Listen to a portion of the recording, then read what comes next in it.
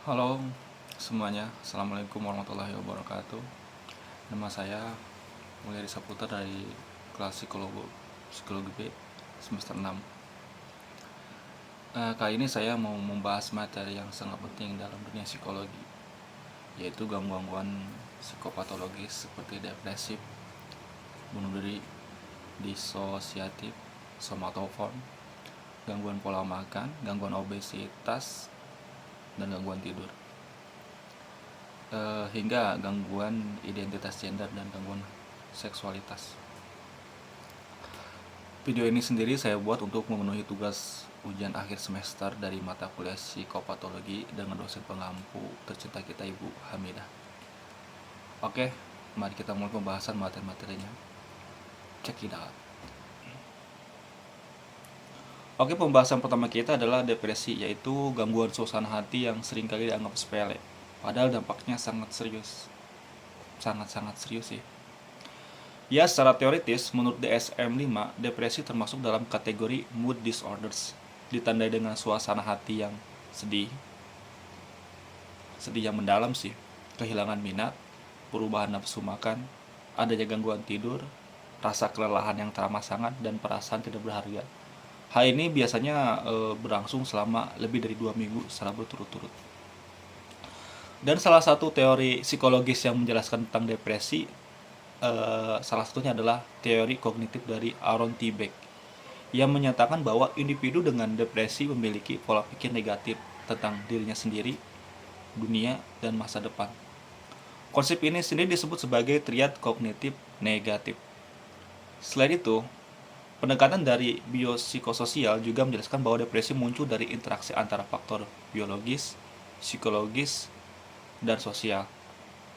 Faktor biologis sendiri terjadi karena ketidakseimbangan neurotransmitter, serotonin, dan dopamin.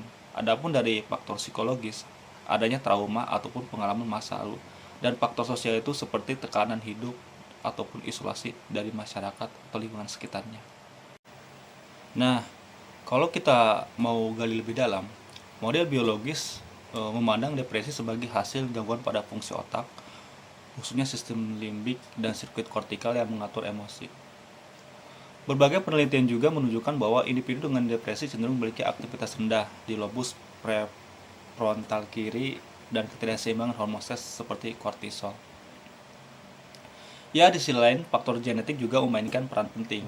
Kalau ada anggota keluarga yang mengalami depresi, kemungkinan individu tersebut untuk mengalami hal serupa akan sangat meningkat. Tapi ya tidak cukup hanya dari otak saja. Pada akhirnya, faktor lingkungan dan relasi sosial juga memperparah gejala ini. Misalnya, ketika kita kehilangan pekerjaan, ketika mengalami perceraian, ataupun pas terjadi pelecehan-pelecehan seksual. Seperti itu. Sekarang mari kita masuk ke bagian yang sangat penting dan sensitif, yaitu tentang bunuh diri.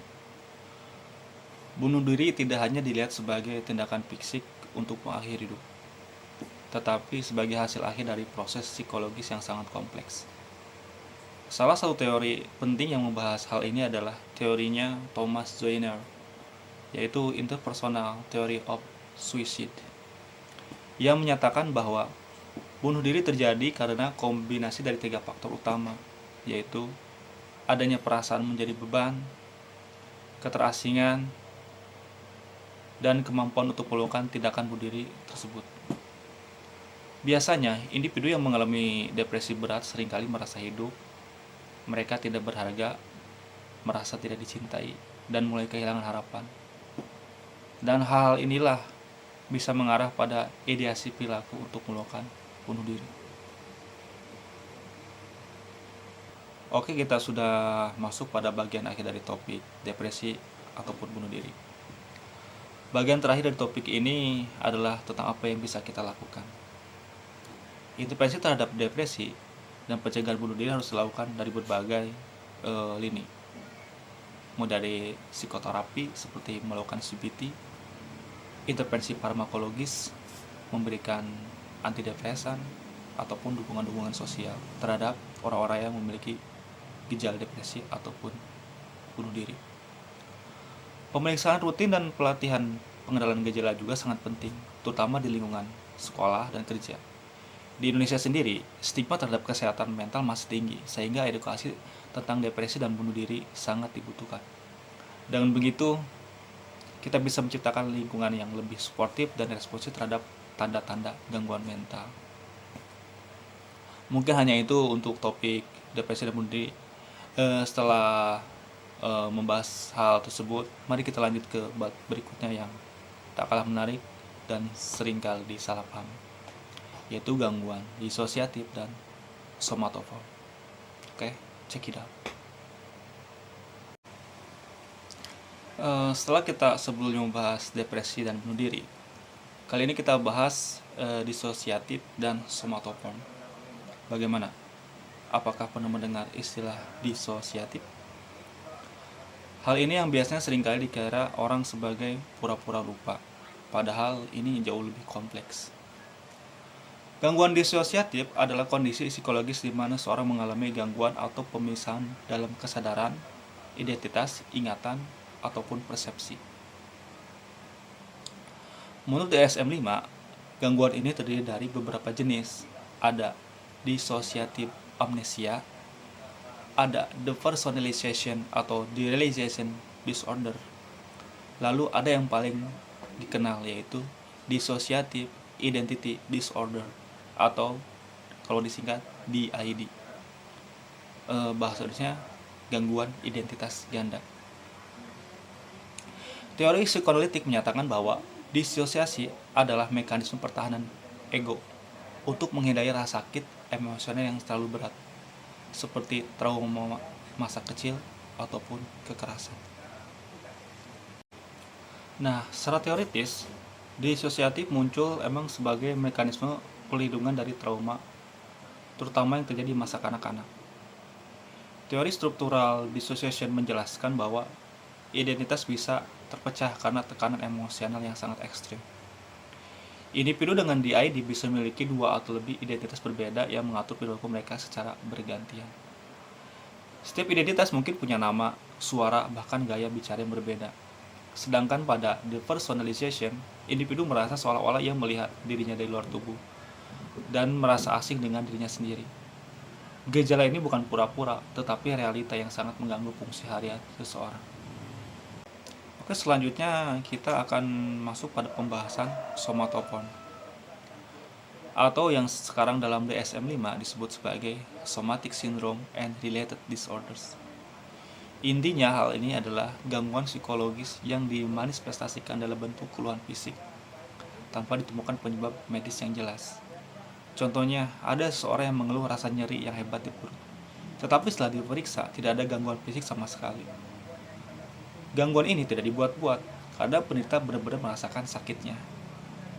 Teori kognitif menyatakan bahwa individu dengan somatoform memiliki penilaian negatif terhadap sensasi tubuh dan mempersepsikan rasa tidak nyaman yang kecil tadi sebagai gejala yang serius. Ya, meskipun terlihat berbeda, disosiatif dan somatoform memiliki akar psikologis yang mirip, yaitu respon terhadap stres berat ataupun trauma. Keduanya adalah bentuk komunikasi tubuh dan jiwa yang tidak disadari. Intervensi yang direkomendasikan meliputi terapi psikodinamik, CBT, dan juga psikoterapi trauma informasi. Dukungan juga penting, karena individu dengan gangguan ini seringkali mengalami invalidasi dari sekitarnya. Jadi penting banget untuk tidak menghakimi ataupun meremehkan keluhan pada penyandang disosiatif ataupun somatoform. Ya, seperti itu. Nah, setelah kita paham bagaimana jiwa bisa mempengaruhi tubuh dan kesadaran, sekarang waktunya kita untuk masuk ke topik berikutnya, yaitu topik tentang gangguan makan, obesitas, dan gangguan pola tidur. Gangguan makan sendiri secara teoritis merupakan pola perilaku makan yang tidak sehat dan bisa membahayakan fisik maupun psikologi seseorang. Adapun menurut DSM-5, gangguan makan mencakup beberapa jenis, di antaranya ada anoreksia nervosa, ada bulimia nervosa, dan ada binge eating disorder. Pada anoreksia, seorang secara ekstrim membatasi makanan karena takut gemuk meskipun tubuhnya sudah sangat kurus sekali.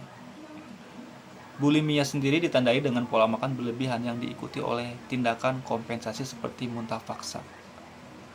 Teori psikodinamik menyatakan bahwa gangguan ini bisa jadi bentuk kontrol atas diri kita ketika individu merasa tidak berdaya di area kehidupan lain. Sedangkan pendekatan kognitif menyoroti distorsi berpikir tentang tubuh dan harga diri. Nah, sekarang kita masuk pada pembahasan obesitas yang sering dikira orang cuma soal makan kebanyakan. Padahal obesitas juga bisa menjadi bagian dari gangguan psikologis. Contohnya, obesitas ekstrim bisa menjadi konsekuensi dari gangguan makan seperti binge eating disorder ataupun disfungsi regulasi emosi yang membuat individu menggunakan makanan sebagai pelarian. Sedang menurut pendekatan biopsikososial, obesitas dipengaruhi oleh genetik, metabolisme, pola makan, aktivitas fisik, dan stres emosional. Dalam beberapa kasus, obesitas juga bisa menjadi bentuk perlindungan psikologis semacam perisai tubuh, terutama pada individu yang punya riwayat trauma ataupun pelecehan seksual. Untuk gangguan tidur sendiri seperti insomnia, hypersomnia, atau sleep apnea seringkali menjadi indikator awal dari gangguan psikologis lain. Menurut teori psikologis, pikiran negatif yang berulang, rasa cemas, ataupun trauma bisa mengganggu siklus tidur alami. Bahkan gangguan tidur bisa memperparah kondisi mental, membuat seseorang mudah marah, sulit konsentrasi, hingga beresiko mengalami gangguan afektif. Intervensi seperti sleep hygiene ataupun relaksasi, terapi perilaku, dan pengaturan waktu tidur sangat penting untuk membantu pasien tidur lebih berkualitas. Oke, setelah kita membahas tentang gangguan makan, obesitas, dan gangguan tidur, berikutnya kita akan masuk pada topik gangguan identitas gender. Gangguan identitas gender dalam DSM-5 dikenal sebagai gender dysphoria. Seseorang dengan gender dysphoria bisa merasa sangat tertekan, gelisah, bahkan depresi karena tubuhnya tidak mencerminkan siapa dirinya sebenarnya. Teori psikososial dan biologis menyebutkan bahwa faktor genetik, hormonal prenatal, dan pengalaman lingkungan masa kecil berperan dalam pembentukan identitas gender. Secara klinis, kondisi ini bisa terlihat sejak usia anak-anak. Misalnya saat anak lebih suka bermain atau beranak dengan cara yang tidak sesuai stereotip gendernya. Namun tidak semua anak yang non-konformis akan mengalami gender dysphoria saat dewasa. Penanganannya sendiri mencakup terapi afirmatif, pendampingan psikososial, dan dalam beberapa kasus, intervensi medis seperti terapi hormon ataupun operasi. Dukungan sosial termasuk dari keluarga dan komunitas sangat berpengaruh terhadap kesejahteraan psikologis mereka. Tanpa dukungan, resiko depresi dan bunuh diri meningkat drastis. Oke, sekarang kita beralih ke gangguan seksual, yang dalam DSM-5 diklasifikasikan dalam 3 kelompok besar, yaitu sexual dysfunction, paraphilic disorders, dan gender dysphoria yang sebelumnya tadi sudah kita bahas. Sexual dysfunction meliputi masalah seperti disfungsi ereksi, gangguan hasrat seksual, dan vaginismus. Gangguan ini biasanya bersifat biologis, psikologis, atau kombinasi keduanya. Teori kognitif menyebutkan bahwa kecemasan performa, pengalaman seksual negatif, atau konflik relasi dapat mengganggu respon seksual normal. Selain itu, persepsi yang keliru tentang seks dan tubuh juga bisa menciptakan tekanan yang berujung pada gangguan. Jenis gangguan seksual lainnya adalah paraphilic disorders, yaitu ketertarikan seksual yang menyimpang secara ekstrim dan bisa berbahaya bagi diri sendiri ataupun orang lain. Contohnya seperti pedofilia, voyeurism, exhibitionism, dan sadomasochism yang ekstrim. Tapi perlu dicatat, tidak semua ketertarikan yang berbeda disebut gangguan. Hal ini baru bisa dianggap gangguan kalau melibatkan penderitaan, tidak adanya persetujuan, ataupun perilaku yang membahayakan. Alhamdulillah, semua bahasan materi sudah selesai. Di bagian terakhir ini saya akan coba menyimpulkan apa yang sudah kita bahas sebelum-sebelumnya. Semua pembahasan materi tadi mencakup berbagai gangguan yang berkompleks, di mana faktor psikologis, biologis, dan sosial saling mempengaruhi. Gangguan depresi dan bunuh diri dipahami melalui teori kognitif dan biologis yang menunjukkan hubungan antara distorsi berpikir dan ketidakseimbangan neurotransmitter. Gangguan disosiatif dan somatofon berakar pada trauma atau stres emosional. Dengan disosiasi sebagai mekanisme perlindungan diri, dan somatoform sebagai respon tubuh terhadap kecemasan. Adapun gangguan makan, obesitas, dan gangguan tidur menunjukkan bagaimana faktor psikologis seperti body dissatisfaction dan gangguan emosional serta regulasi tubuh bisa mempengaruhi kesehatan fisik. Sementara itu, gangguan identitas gender dan gangguan seksual menunjukkan peran identitas diri dan dinamika sosial, di mana gangguan ini dapat dipahami melalui teori psikologis dan biologis. Secara keseluruhan, materi-materi ini mengingatkan kita akan pentingnya pemahaman holistik terhadap gangguan mental dengan pendekatan yang sensitif untuk intervensi yang efektif. Wassalamualaikum warahmatullahi wabarakatuh. Selamat sore dan terima kasih untuk Bu Hamidah atas ilmu-ilmunya. See you later.